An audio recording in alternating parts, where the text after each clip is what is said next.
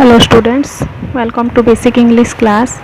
Today our topic is class 7 NCERT book का chapter 2 है, that is phrases and clauses.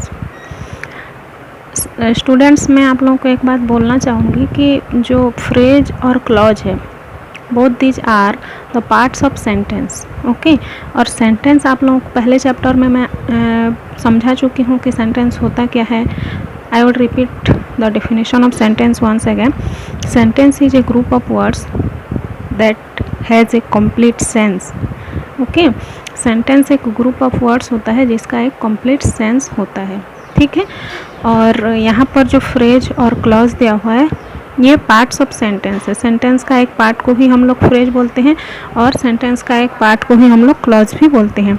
लेकिन आप लोगों के मन में एक क्वेश्चन आ रहा होगा ना, फ्रेज क्या होता है, क्लॉज क्या होता है, फिर सेंटेंस क्या होता है. तो चलिए पढ़ते हैं इसको कि what is phrase, what is clause and what is sentence. Okay, देखो, some group of words that make sense but not complete sense, यानी कि एक ऐसे शब्दों का समूह भी हम लोग को देखने को मिलता है जिसका एक सेंस तो बनता है, ठीक है, लेकिन कंप्लीट सेंस नहीं देता है वो. जैसे for example in the park, मैं जब बोलूँगी इन द पार्क तो आप लोग को समझ में आएगा ना कि इन द पार्क मतलब पार्क में क्या है. पार्क में आगे मतलब पार्क में आगे वो ये थोड़ा आधा अधूरा लग रहा है, राइट. तो ये सेंस दे रहा है लेकिन कंप्लीट सेंस नहीं दे रहा है, इसलिए इसको हम लोग क्या बोलेंगे, फ्रेज बोलेंगे. ओके, तो फ्रेज का डेफिनेशन में हम लोग क्या लिख सकते हैं, phrase is a group of word that makes sense but not complete sense. Phrase एक ऐसे शब्दों का समूह होता है जो कि सेंस तो देता है लेकिन कंप्लीट सेंस नहीं देता है. ओके, तो ये हो गया आपका फ्रेज. फ्रेज तो आप लोग पहचान जाओगे कि जिसका ग्रुप ऑफ वर्ड्स है और इसमें सेंस है लेकिन कंप्लीट सेंस नहीं है. नेक्स्ट आते हैं हम लोग क्लॉज. क्लॉज में क्या होता है, एक group of words that forms a part of sentence and has a subject and verb of its own.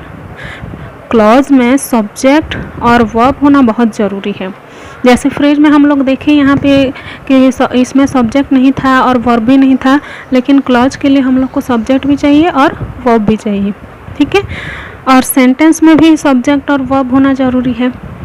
तो यहाँ पर एक क्वेश्चन उठता है कि what is the difference between clause and sentence, क्योंकि सेंटेंस में भी ये सब्जेक्ट वर्ब का कॉम्बिनेशन होता है और क्लॉज में भी सब्जेक्ट वर्ब का कॉम्बिनेशन होता है. लेकिन ये दोनों के बीच में डिफरेंस ये होता है कि क्लॉज कभी कभी कंप्लीट सेंस देता भी है और कभी कभी कंप्लीट सेंस नहीं भी देता है, लेकिन सेंटेंस हमेशा और हमेशा के लिए कंप्लीट सेंस देता ही है. तो नाउ लेट्स स्टार्ट. तो मैं इसको एक पेज में नोट्स बना के लाई हूँ जिसको अभी मैं शो करूँगी इसमें, जिसमें अलग अलग करके मैंने डिफरेंस को लिख दी हूँ जिसको कि आपको समझने में आसानी हो सके, ठीक है. तो देखते हैं, चलिए उसको.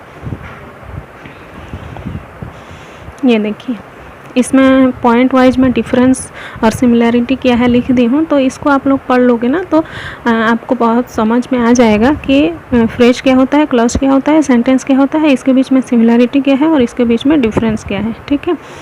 तो फ्रेज में it is a group of words, clause में भी it is a group of words, sentence में भी it is a group of words. इसका मतलब क्या है, फ्रेज में भी सिंगल वर्ड से फ्रेज भी नहीं बनेगा. A single word can not make a clause also, a single word can not make a sentence also. Phrase को हिंदी में वाक्यांश बोलते हैं, क्लॉज को वाक्य बोलते हैं, सेंटेंस को वाक्य बोलते हैं. तो खैर ये तो मीनिंग हो गया इसका, इसको पढ़ने से तो कुछ समझ में आने वाला नहीं है. तो ये जो मैं बोली first sentence, it is a group of words, it is a group of words, it is a group of words, ये सिमिलैरिटी है. ये तीनों में ही ग्रुप ऑफ वर्ड्स होते हैं. लेकिन फ्रेज में क्या होगा, नो सब्जेक्ट वर्ब कॉम्बिनेशन. इसमें ना तो हम लोग को सब्जेक्ट देखने को मिलता है ना ही वर्ब देखने को मिलता है, इसीलिए ये कंप्लीट सेंस कभी भी नहीं देता है. सेंस देता है लेकिन कंप्लीट सेंस नहीं देता है. For example in the park, park में जब बोलूँगी तो मैं आगे क्या है, in the park children are playing, ऐसे कुछ होना चाहिए आप के मन में ज़रूर होगा, ठीक है. ये तो हो गया फ्रेज. होपफुली आपको फ्रेज समझ में आ गया होगा. अब चलते हैं क्लॉज और सेंटेंस के बीच में डिफरेंस क्या है. क्लॉज में भी सब्जेक्ट वर्ब कॉम्बिनेशन होता है, सेंटेंस में भी सब्जेक्ट वर्ब कॉम्बिनेशन होता है. तो यहाँ पर आपको समझ में नहीं आएगा कि क्लॉज किसको बोलेंगे, सेंटेंस किसको बोलेंगे, क्योंकि ये भी ग्रुप ऑफ वर्ड है, ये भी ग्रुप ऑफ वर्ड है, इसमें भी सब्जेक्ट वर्ब कॉम्बिनेशन है, इसमें भी सब्जेक्ट वर्ब कॉम्बिनेशन है। लेकिन एक डिफरेंस है जो कि हम लोग क्लॉज और सेंटेंस में देखते हैं। देखो क्लॉज क्या होता है, it can give complete sense और it can not give complete sense. इसका मतलब clause sentence clause complete sense दे भी सकता है और नहीं भी दे सकता है, क्योंकि क्लॉज जो है दो प्रकार के होते हैं, एक डिपेंडेंट क्लॉज और एक इंडिपेंडेंट क्लॉज। लेकिन सेंटेंस हमेशा और हमेशा कंप्लीट सेंस देगा ही देगा। रिपीट, इसको मैं एक बार और रिपीट करना चाहूँगी। देखो इसमें भी ग्रुप ऑफ वर्ड है, इसमें भी ग्रुप ऑफ वर्ड है, इसमें सब्जेक्ट वर्ब कॉम्बिनेशन है, इसमें भी सब्जेक्ट वर्ब कॉम्बिनेशन है, लेकिन ये कंप्लीट सेंस देता भी है, कंप्लीट सेंस नहीं भी देता है, लेकिन सेंटेंस हमेशा कंप्लीट सेंस देगा। और यहाँ पर आपको समझ में नहीं आएगा कि डिपेंडेंट क्लॉज क्या होता है और इंडिपेंडेंट क्लॉज क्या होता है।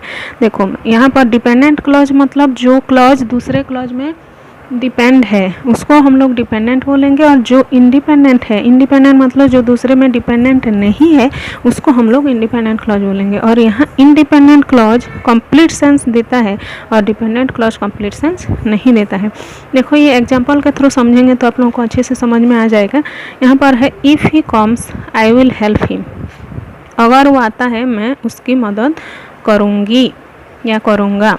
तो यहाँ तक जैसे कॉमा से सेपरेटेड है, ये पूरा एक सेंटेंस है, ठीक है, क्योंकि कैसे हम लोग सेंटेंस पहचानेंगे, कैपिटल लेटर से बिगिन है और एंडिंग फुल स्टॉप से है। लेकिन ये जो सेंटेंस है इसमें दो क्लॉज है, एक है डिपेंडेंट, एक है इंडिपेंडेंट। ये डिपेंडेंट और ये इंडिपेंडेंट कैसे पता चला, देखो इफ़ ही कम्स, अगर वो आता है, जब मैं इतना दूर बोल के छोड़ दूंगी तो आप लोगों को मन में आएगा ना कि अगर वो आता है तो क्या आगे और क्या होना चाहिए, ऐसे बोलोगे आप लोग, तो ये हो जाएगा आपका डिपेंडेंट। और इसको आई विल हेल्प हिम, मैं इतना भी बोलूँगी ना आई विल हेल्प हिम, तो आप लोगों को कंप्लीट सेंस आएगा, हम लोग को आएगा कि मैं उसकी मदद करूँगी। तो ये हो गया आपका इंडिपेंडेंट क्लॉज, क्योंकि हम लोग इतना को भी सेंटेंस के रूप में भी बोल सकते हैं, क्योंकि इसका एक कंप्लीट सेंस है, इसका कंप्लीट सेंस नहीं है। लेकिन यहाँ भी सब्जेक्ट है, यहाँ भी वर्ब है, यहाँ भी सब्जेक्ट है, यहाँ भी वर्ब है, सब्जेक्ट वर्ब मिलके क्लॉज तो बनाएंगे, लेकिन क्लॉज डिपेंडेंट होगा। और यहाँ भी सब्जेक्ट वर्ब का कॉम्बिनेशन है, लेकिन ये इंडिपेंडेंट है। ओके, और इंडिपेंडेंट क्लॉज को ही हम लोग सेंटेंस बोलते हैं। जैसे for example I am going to school, ये क्लॉज भी है साथ साथ सेंटेंस भी है, और क्लॉज सेंटेंस का पार्ट्स ही है। Clause is a part of sentence, ठीक, clause is a part of sentence. तो हम लोग कंक्लूड करके क्या बोल सकते हैं, phrase can never stand on its own, मतलब फ्रेज का कंप्लीट सेंस नहीं होता है। एक क्लॉज मे और may not be able to stand on its own, clause कभी कभी स्टैंड हो भी सकता है, मतलब इसका कंप्लीट सेंस हो भी सकता है, नहीं भी हो सकता है। A sentence can stand on its own, और सेंटेंस का हमेशा ही कंप्लीट सेंस होता है। और एक तो है इसमें फाइनाइट वर्ब, या जो वर्ब होता है वो इसमें नहीं होता है, इसमें एक फाइनाइट वर्ब होता है, इसमें एक एटलीस्ट वन, यानी सेंटेंस में एक से ज़्यादा भी फाइनाइट वर्ब हो सकता है, और क्लॉज में वन फाइनाइट वर्ब, इसमें नो फाइनाइट वर्ब, ठीक है। तो ये हो गया आपका फ्रेज, क्लॉज और सेंटेंस के बीच डिफरेंस। तो होपफुली आप लोगों को समझ में आ गया होगा स्टूडेंट्स, और in the next video we shall discuss about its question answer, ठीक है। Thank you for watching my video, bye.